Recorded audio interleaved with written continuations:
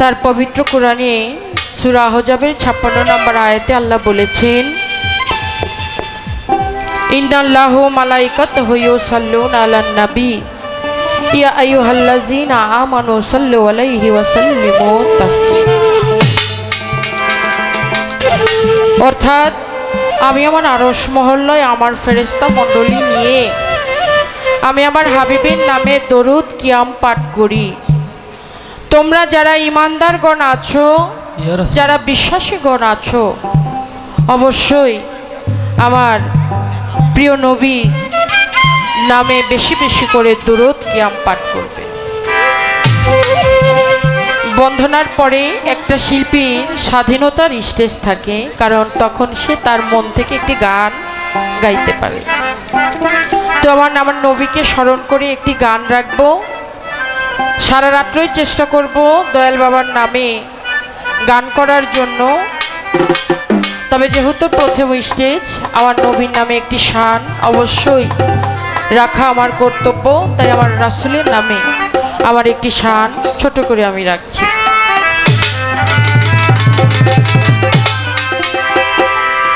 Hello hello,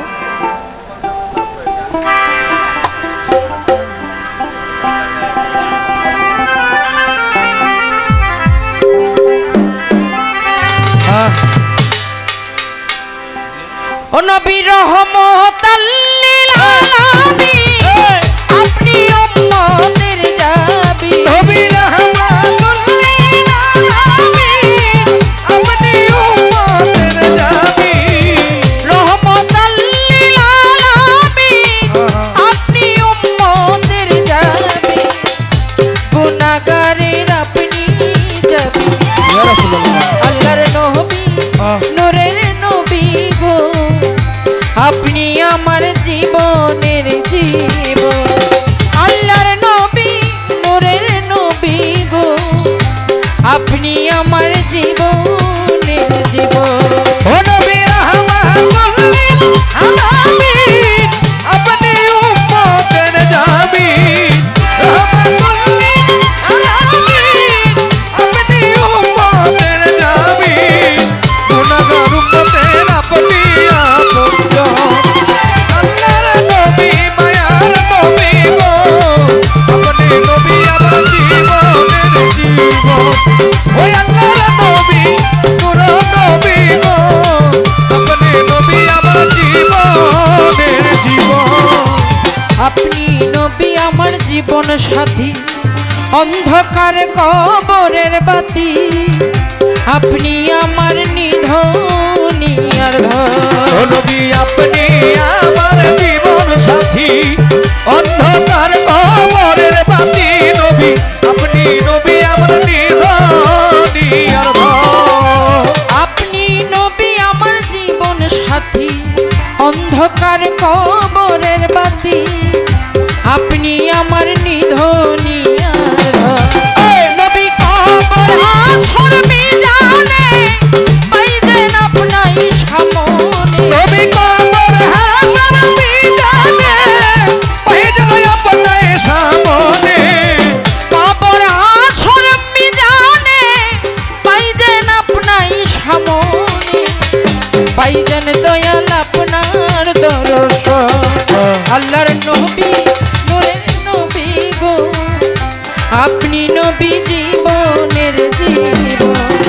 আল্লাহর নবী, নূরের নবী গো, আপনি আমার জীবনের জীবন।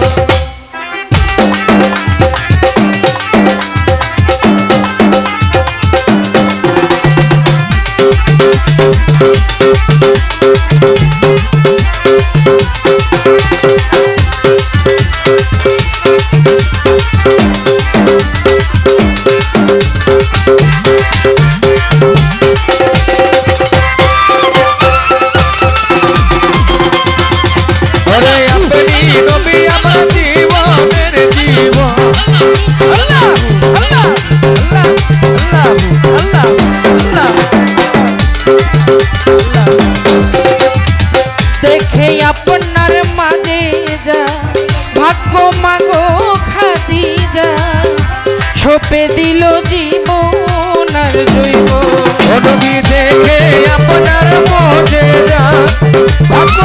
হযরত খাদিজা ছবিয়া দিল তার মন প্রাণ। নবী দেখে আপনার মাঝে এটা ভাগ্য মাগো খাদিজা সপে দিল জীবন আর ও তার ধনরত্ন যা ছিল চরণে সইপা দিল ও ছিল চরণে ছবিয়া দিল। নবী ধনরত্ন যা ছিল চরণে সইপা দিল আপনারে বানাইল আপন আল্লাহর নবী নূরের নবী গো আপনি আমার জীবনের জীবন আল্লাহর নবী নূরের নবী গো আপনি আমার জীবনের জীবন।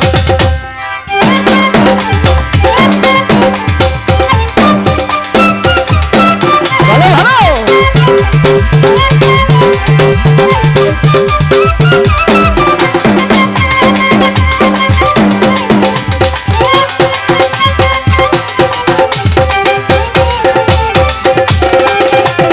আপনি নবী আমার জীবনের জীবন, আপনি নবী আমার জীবনের জীবন।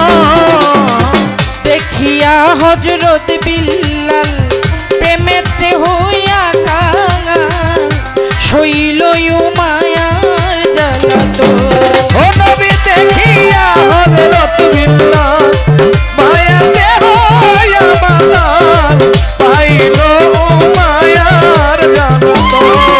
নবী দেখিয়া হযরত বিল্লাল প্রেমেতে হইয়া কাঙাল ইয়া রাসূলুল্লাহ শৈল মায়ার জ্বালাতন দেখে তার প্রেম ভক্তি বিল্লালকে দিলেন মুক্তি ওরে দেখে তার ভক্তি বিল্লালকে দিলেন মুক্তি। দেখে তাহার প্রেম ভক্তি বিল্লালকে দেখে তাহার ভক্তি বিল্লালকে দিলেন মুক্তি। দেখে তাহার প্রেম ভক্তি বিল্লালকে দিলেন মুক্তি বানাইল জনমের আপন আল্লাহর নবী নূরের নবী গো আপনি আমার জীবনের জীবন আল্লাহর নবী নূরের নবী গো আপনি আমার জীবনের আল্লাহুম্মা সাল্লি আলা মুহাম্মাদ ওয়া আলা আলি সাইয়্যিদিনা মুহাম্মাদ। আল্লাহুম্মা সাল্লি আলা মুহাম্মাদ ওয়া আলা আলি সাইয়্যিদিনা মুহাম্মাদ।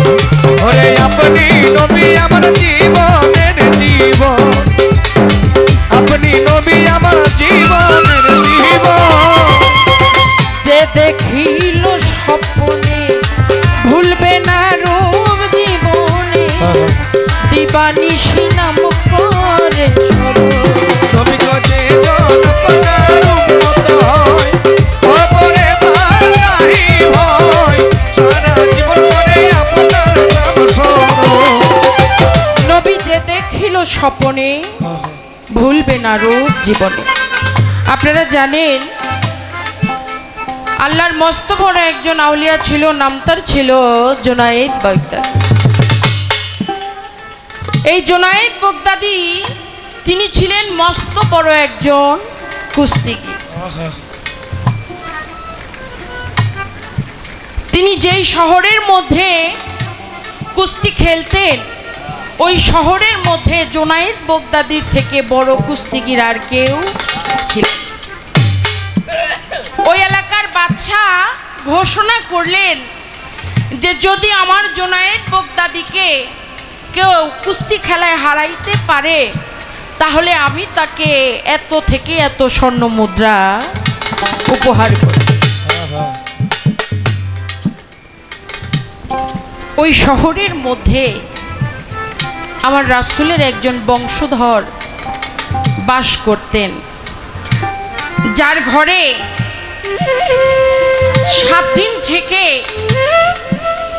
আহার ছিল না, অর্থাৎ খাবার মতো কিছু ছিল না। তিনি যখন এই ঘোষণাটা শুনতে পারলেন, বললেন আমি গিয়ে ওই কুস্তি খেলায় অংশগ্রহণ করব, আমি গিয়ে রাজার ওই উপহারটুকু জিতে এনে আমার আহার রুটির ব্যবস্থা করব।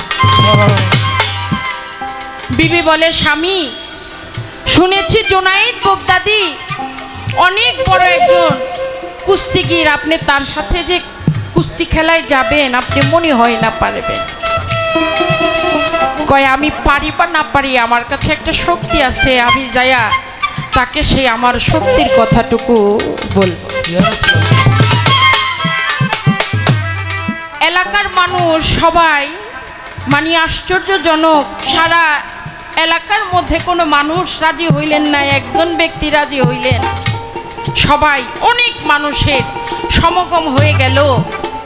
দেখবেন কুস্তি খেলা যারা করে ওই কুস্তি খেলার আগে বুকের সাথে বুকটা একবার মিলায়। যখন আমার রসুলের বংশধর তার বুকের সাথে বুক মিশাইলেন, কানে কানে বললেন, এই মুখটা একটু কানের কাছে নিয়ে বললেন যে ভাই, আমি আপনার সাথে কোনোভাবেই কুস্তি খেলায় জিততে পারব না, আমার সেই শক্তি বলটুকু নাই। কিন্তু দেখেন, আমি হলাম আখিরি নবী, প্রিয় নবী হযরত আহমদ মুহাম্মদ মুস্তাফা নবী করিম সাল্লাল্লাহু আলাইহি সাল্লামের বংশ। ইয়া রাসূলুল্লাহ, আমি আজকে এই কুস্তি খেলায় এসেছি, আমার ঘরে 7 দিন ধরে খানা নাই, আহার নাই, আমি শুধু আসছি আমার রিজিক রুটির জন্য। আজকে যদি আপনি এই খেলাটায় স্বইচ্ছায় হেরে যান তাহলে আমার ঘরে কিছু খাবারের ব্যবস্থা। আমার জুনাইদ বাগদাদি যখন আমার নবীর কথা শুনলেন, ইয়া রাসূলুল্লাহ, খেলায় আর মারপিট করব কি, আপনি সেই শুয়ে বসছেন। একটা নাটকের ভাব থাকে না যে আমি হাইরা গেলাম। এলাকার মধ্যে দুর্নাম হয়ে গেল কি, সাধারণ একটা মানুষের সাথে সে কোনো কুস্তি খেলাও জীবনে খেলে নাই, তার সাথে জুনাইদ বাগদাদি হেরে গেলেন। এলাকার মধ্যে একটা দুর্নাম হয়ে গেল, রাজার থেকে পদ পদবি সরে গেল। আমার জুনাইদ বাগদাদি ঘুমের মধ্যে শুয়ে আছেন, আমার নবী তাকে স্বপ্নে দেখাইলেন, তুমি আমার নামের মোহাব্বতে, আমার মোহাব্বতে আমার বংশধরের সাথে যেই মোহাব্বত দেখিয়েছো, আমি তোমার নামটা ওলির কাতারে লিখি। ইয়া রাসূলুল্লাহ, সুবহানাল্লাহ, সুবহানাল্লাহ। তাই কবি বলেছে কি, আরে যে দেখিল স্বপ্নে ভুলবে না রূপ জীবনে, দিবানিশি নাম করে নবীরে যে দেখিল একবার স্বপ্নে, ভুলে নাই তার জীবনে, সারা জীবন করে আপনার নাম স্মরণ। কবি যে দেখিল স্বপ্নে ইয়া রাসূলুল্লাহ, ভুলবে না রূপ জীবনে, দিবানিশি নাম করে। আরে সেই আশাই জগৎপুরী নাম ধরে বাবা ভান্ডারী, ওরে সে আশায় সাধকপুরী, নাম ধরেছে বাবা ভান্ডারী। সেই আশাই সাধকপুরী নাম ধরে বাবা ভান্ডারী। পাইজান দয়াল আপনার দরদ, আল্লাহর নবী নূরের নবী গো, আপনি নবী আমার জীবনের জীবন।